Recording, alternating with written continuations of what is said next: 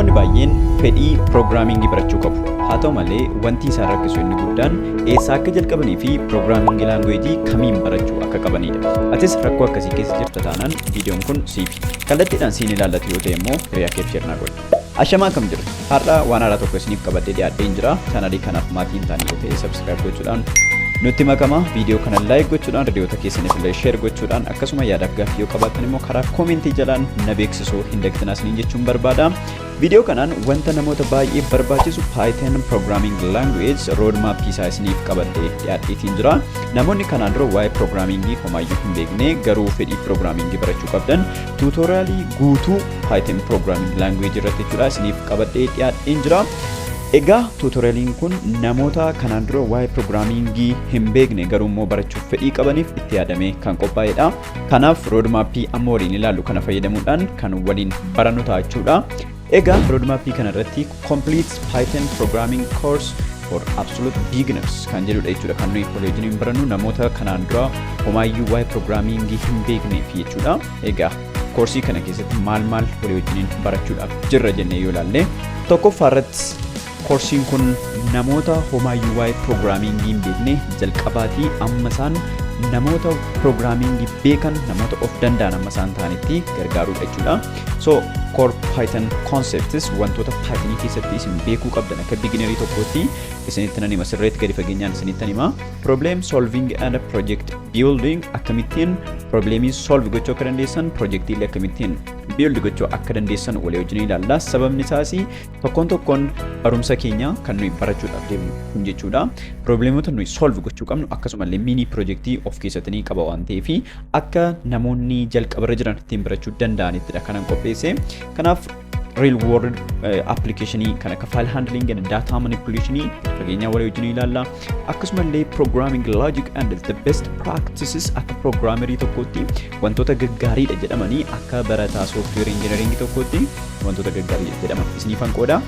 Egaa koorsii kana yeroo walii wajjiniin barannu koorsiin kun moojulatti qoqqoodameetii jira jechuudha. Gara moojula 12 yookaan 13 of keessaa qaba.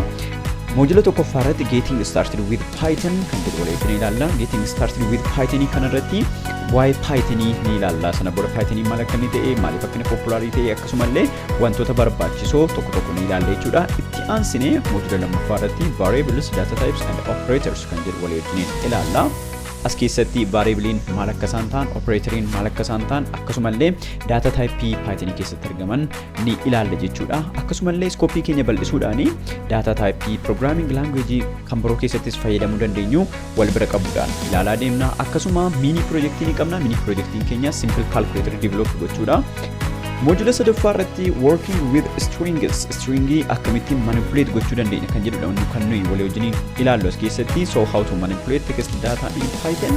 So isa kana sirriitti gadi fageenyaan isinitti agarsiisa. Dhumarratti projektiin nuyi hojjennu word counter and sentence analyzer dha kan nuyi walii wajjin hojjennu kan hima tokko keessa jechoota jiran lakkaa'uu danda'uu fi sentensii kan analyze gochuu danda'udha kan nuyi walii wajjin hojjennu jechuudha.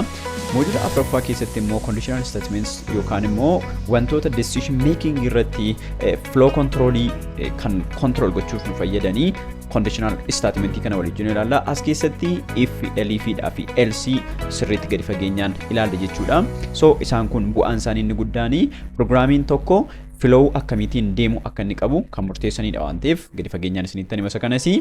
Moojula shanaffaarratti loops and iteration kan jedhudha kan nuyi walii wajjin ilaallu. Loop and iteration gaafa jennu wantoota irra deddeebiidhaan gochuu barbaanne tokko loopiif iterationidha kan nuyi fayyadamnu. Kanaaf iyyuu as keessatti for loopii ni ilaalla, while loopii ni ilaalla akkasumallee range function jennu kana ni ilaalla jechuudha. Inni kan biraan akkamittiin for loopiitti else daballee fayyadamu akka dandeenyu ni ilaalla. Mini projectiin nuyi hojjennu multiplication table with a number guessing game dha kan nuyi hojjennu. So sirriitti yoo hamma dhumaatti hordoftanii mini projectii hojjechaa deemna waan ta'eef sirriitti akkasiin barachaa deemtan ta'a jechuudha. Moojula ja'affaarratti data structures in Python kan jedhu kan nuyi ilaallu. As keessatti kan nuyi master gochuudhaaf deemnu master Python's built in data collections kan akka list, tuples, sets and dictionaries isaan kanaan sirriitti walii wajjin gadi fageenyaan ilaalla jechuudha. Mini projectiin nuyi hojjechuudhaaf jirru immoo contact book yookaan immoo dictionary based contact book kan nuyi hojjennu jechuudha.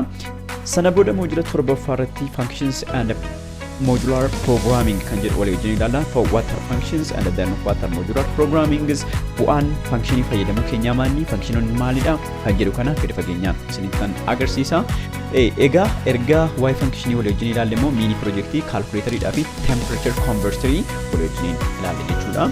Erga kana ilaalle moodula 8ffaa irratti kan nuyi walii wajjin barannu faayila handlingiidha. Akkamittiin faayila wajjin yookaan faayila irratti akkamittiin hojjechuu dandeenya kan jedhu working with external data files akkamittiin hojjechuu dandeenya kan jedhuun isinittiin agarsiisa. Sana booda moodula 9ffaa irratti exception and error handling kan jedhu walii wajjin ilaalla. So moodula 9ffaa kana irratti kan isin barattanii akkamittiin exception yookaan immoo errorii bifa user friendly ta'anii akkamittiin handle gochuun danda'ama jedhudha kan nuyi walii wajjin ilaallu jechuudha. Moodula 10ffaa irratti OOP dha kan nuyi walii wajjin barannu. Object oriented programming kan jennu jechuudha. Kanaaf we are going to understand the basic concepts of OOP or object oriented programming and real world programs. So as keessatti OOP maal akka inni ta'e, classii maal akka inni ta'e, instancii maal akka inni ta'e sirriitti gadi fageenyaan ilaalla jechuudha. Akkasumallee inheritance encapsulation isaan akkasii kun maal akka isaan ta'anii gadi fageenyaan ilaalla jechuudha. Mini projectiin nuyi hojjechuudhaaf deemnu student management systemidha. Egaa asirratti wanti isin hubachuu qabdanii ammuma lakkoofsa moodula keenyaa dabalaa deemee projectiin nuyi hojjennus fooyya'aadha kan inni adeemu jechuudha. Moodula 11ffaa irratti working with the libraries and modules akkamittiin libraryewwan library akkasumallee libraryewwan garaagaraa akkamittiin fayyadamuu akka dandeenyu gadi fageenyaan isinitti kan agarsiise jechuudha. So libraryewwan garaagaraatu jiru. Egaa isaan kun use existing tools to expand functionality. So akkamittiin libraryewwan garaagaraa fayyadamnee ittiin hojjechuu dandeenya kan akka maths library jira, datetime jira, operating system or OS kan jennu jira, system jira, random isaan kun libraryewwan jiranidha. Kana malees kan biroo baay'eetu jira. So mini projectiin nuyi hojjechuudhaaf deemnu egaa moodula 11ffaa kanaa fi random password generatorydha. Random password generator hojjechuudhaaf deemna. Sana booda moodula 12ffaa irratti immoo data and visualization basics akka introductionitti isinittan himasa kana as keessatti pandaasii fi numpy maal akka isaan ta'anii gaggabaabsee isinittan hima. Sababni isaas Pythoniin machine learning fi data science keessatti programming language baay'ee popular ta'edha, baay'ee beekamaadha. Kanaafiyyuu wanta barattan kana hojii irra oolchuu akka isin dandeessanii fi konseptiiwwan data science fi machine learning keessa jiran xiqqoo isinittan hima jechuudha. Sana booda projectii xiqqaan nuyi hojjennu yookaan mini projectii nuyi hojjennu data summary and plot of student scoring kana walii wajjiniin hojjenna. Sana booda moodula 13ffaa irratti final capstone projectii hojjenna. Egaa as keessatti namoonni wanta kana baratanii capstone projectii yookaan immoo projectii guddaa tokko hojjenna jechuudha. Wanta barannee cuunfinee beekumsa keenya iddoo nuyi itti fayyadamnudha jechuudha. Kanaaf as keessaa tokko filanneetu irratti hojjenna yookaan hunduma isaas hojjechuu dandeenya. Inni kun yaada isinaaf kennaa deemtan irratti kan hundaa'u ta'a. Egaa amma dhumatti namni moodula kanarraa namni koorsii kanarraa baratee akka wantoota baay'ee argatu nan amana. Akkasumallee boonasii ni qabna.